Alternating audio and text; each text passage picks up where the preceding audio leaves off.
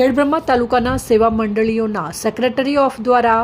ખાતરની જૂની વિતરણ વ્યવસ્થા ફરી શરૂ કરવાના કલેક્ટરને આવેદનપત્ર આપ્યું। સાબરકાંઠા જિલ્લામાં ખાતર વિતરણ અંગે નવીન પાયલોટ પ્રોજેક્ટ અમલ કરેલ છે, જેમાં એન્ડ્રોઈડ મોબાઈલમાં એપ ડાઉનલોડ કરી ખાતર બુક કરી જે તે સંસ્થા પસંદ કરી ખાતે મેળવવાનું હોય છે, પરંતુ જે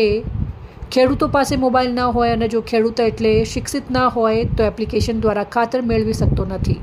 જિલ્લાને ખેડૂતોમાં એક ખેડૂત ખાતામાં એક ખેડૂત કરતાં વધારે ખાતેદાર હોય। જો એક ખેડૂત ખાતેદાર ખાતાનો ઉપયોગ કરે તો અન્ય ખેડૂત ખાતેદારને ખાતર મળવા પાત્ર થતું નથી, જેથી ખેડૂતોને ખાતર વિતરણ કરવામાં મુશ્કેલી પડતી હોય ખેડૂતો હેરાન થઈ રહ્યા છે। જે માટે જૂની ખાતર વિતરણ વ્યવસ્થા ચાલુ કરવા માટે ખેડબ્રહ્મા તાલુકા સેવા મંડળીના સેક્રેટરી દ્વારા આવેદનપત્ર આપવામાં આવ્યું હતું।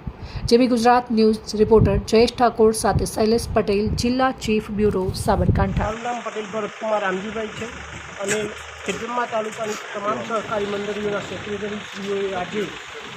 વતી અને કિસાન સંઘ દ્વારા જૂની જે ખાતર સિસ્ટમ વિતરણની જે વ્યવસ્થા બંધ કરેલી છે